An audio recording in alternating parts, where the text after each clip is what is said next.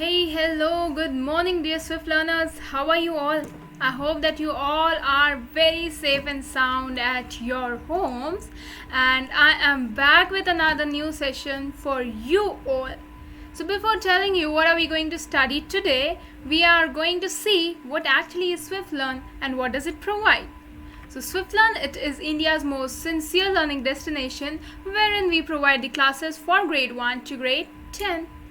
You will be getting live interactive classes over here, that is you will be connecting with your teachers through audio and video calls, and then you will be having personalized attention batch. So in every batch maximum 6 students will be there so that teachers can pay attention to every single student. Then apart from teachers, we also have academic mentor team who will be tracking your progress and will be guiding you throughout your journey. Plus, we also cover the syllabus as per your school exam schedule so that you can perform very well in your schools also. Now, apart from these things, there are some of the more key features of SwiftLearn which makes it more special. Among these are first is the detailed progress report. So what will happen after every 1.5 or 2 months, you will be getting a progress report.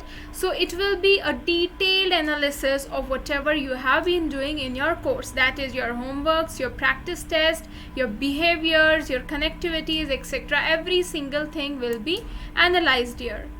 Then we have SwiftLearn Academic Test Series in which you will be competing with the students of your grade, of your age, and you will be seeing where do you stand and what are the things that we need to improve. You can also take unlimited practice tests which are available on the SwiftLearn portal. So these tests contain 2 categories. First is subjective and next is objective. So subjective test will further help you in answer writing in your exams. So you can opt for both and you can improve yourself. So all these things you can yourself see just by booking a very free trial class on SwiftLearn. All you need to do is just go to Play Store, download the SwiftLearn app, select your grade, and there you go. You have your free trial class. So please don't miss out on this opportunity. Please go. I'm sure you're gonna love it. And please subscribe to the channel of SwiftLearn and press the bell icon so that you do not miss out on any amazing chapter that is going on here at SwiftLearn. So we are going to learn about water. It is our second session. We have already done first session and I hope you all might have seen it. If not, just go to SwiftLearn channel. All the videos are listed there. Now, in today's class, we are going to see interconversion of water, what is water cycle and what is importance of water in our lives. And in previous class, what are the things that we have covered? We just had a quick introduction to water. How is it occurring in our surrounding and what are the sources of water? So let's have a quick recap. What are the main sources of water? So there are 2 main sources, natural and man-made. Next, what are the main usage of water in our daily life? So water, it is used for various processes like drinking, washing, bathing, cleaning, gardening, etc. So water is used in almost everything in our daily life, and that is why it becomes a very essential natural resource. List any 3 natural sources of water. So 3 natural sources of water are lake, we have oceans, we have seas. So these are the natural resources. Name any 2 man-made sources of water. So we have well and tube well and we have dam. So these are the man-made sources of water. So natural sources of water, they are rain, oceans, lakes, rivers, ponds, streams, etc. And man-made contain well, dam, tube wells, canals, etc. Now, talking about the states of water. Suppose if I have a cube of ice in my hand, what will happen after some time, or what will happen if I put it outside? It will start to melt, and finally after a period of time it will convert itself into water, that is liquid form. Now if I collect that water and if I start heating, what will happen now? So now it will start boiling, and after a period of time it will evaporate, it will convert itself into the vapor form. Okay, so what is the change that we have observed in this activity? We have seen that the water is changing its form from ice to liquid, from liquid to vapor. Yeah, so water, it is changing its state from solid to liquid, from liquid to gas. Okay, so we have already seen these things in states of matter. Okay, so in solid state, particles are very tightly packed. In liquid state, it is comparatively loose, and in gaseous state, particles are distributed apart. So states of matter, there are basically three: solid, liquid, and gas. Interchangeability of water. So what happens when water or when any liquid, it changes from one state to another and back to its original state without any change in its chemical properties. Okay, so without any change in the chemical property, if there is a change of state, that is known as interchangeability of water. Okay, so how we can do it? We can change the temperature and pressure, and that is how we can go for interchangeability of water. So for solid to liquid, we are providing heat, and it will convert to liquid, and from liquid to vapor also we are providing heat, so it will convert itself into vapor. But there is no chemical change which is taking place over here, and that is known as interchangeability of water. Now there are various processes which are named. See, if solid is changed to liquid, that process is known as melting. Then if liquid is changing to vapor, it is known as vaporization. So solid to liquid, melting; liquid to vapor, vaporization. Now if we are changing vapor again to liquid, so it is known as condensation or liquefaction.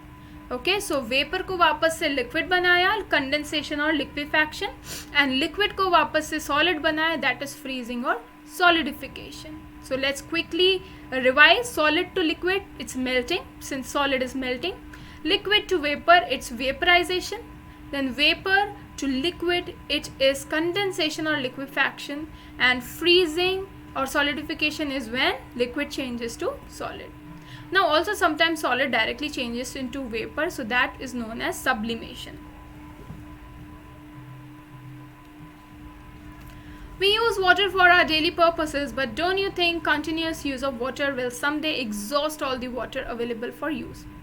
So what happens, this water on the earth, it has been maintained for millions of years. So the life started on the earth millions of years back. Okay, since then water, it is being maintained. Okay, so it is maintained by a process which is known as water cycle. Now what is water cycle? See, there are various terms which are used in water cycle, like evaporation, condensation, precipitation, collection, etc. So let us see what is water cycle and what do these terms mean. So talking about earth, so water is present in all the three forms: solid, liquid, gas, right? Now what is water vapor? What is water cycle? It is the circulation of water in the earth's atmosphere. Okay, water कभी इस form से उसमें change हो रहा है, उस form से again इसमें चेंज हो रहा है. So this changing, continuous circulation and changing of water in earth's atmosphere, it is known as water cycle. And what are the steps or what are the processes involved here? It is evaporation, it is condensation, precipitation, and collection. Okay, so water cycle consists of these processes. Now let us study about all these processes one by one. Evaporation. So it is a process in which what happens, a liquid, it is changing itself into vapor. So the process by which a liquid changes itself into vapor form, it is known as evaporation. Next, condensation. So when water from gaseous form, it changes itself into liquid, that is condensation. So water in gaseous form changing into liquid, it is condensation. Precipitation.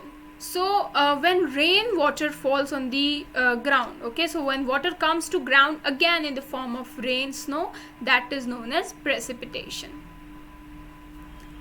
Now talking about water importance for the survival of life. Why do we need water for every single thing? Because our body, it is made up of water. Okay, our body contains large amount of water, every living organisms. And talking about aquatic animals, marine animals, so water is a habitat for them. Okay, so we cannot even imagine our life without water. So our body, it has 70% of water by weight. So body's weight is 70% water. And also water helps in digestion of food in our stomach. Then we use water for various domestic purpose like washing, cleaning, cooking, bathing, etc. and also to maintain our body temperature. Next, water in our body, it facilitates the absorption of nutrients. So it helps the nutrients to be absorbed by the blood and it helps them to distribute over various body parts. Then talking about plants, it is also used by plants for performing photosynthesis. Next, talking about men and materials, so it is a medium of transport also. So seas and oceans, we are using them for a medium of transport from one place to another. Talking about dispersal of seeds, so how does it help? So whenever a seed falls into any lake, any ocean or any stream, so it gets carried away, right? So it helps in spreading of variety of plants from one place to another. Okay, so this is why water is very important for us. Talking about our survival, talking about transport, talking about dispersion, everything has a role. Okay, so water is very important for us. Now talking about some interesting facts. Do you know, for a cabbage seed to grow into cabbage, so if we talk about a cabbage seed, and so cabbage, it is containing a lot of water. Okay, so for a cabbage seed to convert into cabbage, it is 25 liters of water is required. So that is why cabbage is a very good source of water. For growing 1 kg of wheat, about 1500 liters of water is required. So that again is a very huge number. Only 1 kg wheat, but 1500 liters of water. And for 1 kg of rice, it is all the more, which is 4500 liters. Now let us revise whatever we have studied. So 3 states of water are solid, liquid and gas. What is water cycle? It is the continuous cycle which is transforming the water from one form to another. Okay, it includes various things like condensation, precipitation, evaporation and collection. So it is a continuous cycle. Why is water an important resource for survival of life? Because it is needed in various things, talking about our daily need for washing, cooking, bathing, then for transport, then by plants also, and for our body also to transport the various nutrients. Define evaporation and precipitation. So evaporation is the changing of liquid to vapor form. It is known as evaporation. And precipitation is falling back of water from the sky in form of rain or snow. That is known as precipitation. And condensation, it is changing of water into liquid form. That is known as condensation. Okay, so fun facts. By the time you feel thirsty, your body has lost more than 1% of its total water. So let's not feel thirsty. It is always said that we should be drinking a good amount of water every day. We should never feel thirsty. So whenever we feel thirsty, it is like more than 1% of total water is left lost from our body. So we should never exclude water, and we should never ignore the need of water in our body. Next, there are estimated 2.8 million trillion gallons of groundwater, 30.1% of world's fresh water. So this is again a huge number, but that doesn't mean that we should be wasting it. Water is very necessary, very important resource. We should always save it. Challenge of the day says that where is the most difficult place in the world for households to access clean water? So there is a place known as Papua New Guinea. So at this place, the freshwater access is very, very difficult. More than 60% of population over here, they do not have access to safe drinking water. So they are facing very huge water scarcity. Now let us do an activity to see whatever we have learned today. Circulation of water between ocean and land, it is known as water cycle. The process of conversion of liquid into vapor, it is vaporization or evaporation. And dash is present in all the 3 forms on the earth. So it is water which is present in all the 3 forms of the earth. Okay. So what are the things that we have learned today? We learned about interconversion of water from solid, liquid to gas. Then we learned about water cycle and what is the importance of water in our life, and why is water very important for our survival. So I hope you might have got everything that we learned today. We will be taking this chapter further and we will be learning more things about it. And if you have missed out on any video, you can go to Swiftlearn channel. All the videos are available there. Plus, please book your free trial class on Swiftlearn because there are very few slots left and I don't think you want to be missing this opportunity. So thank you very much. Let's meet in the next class.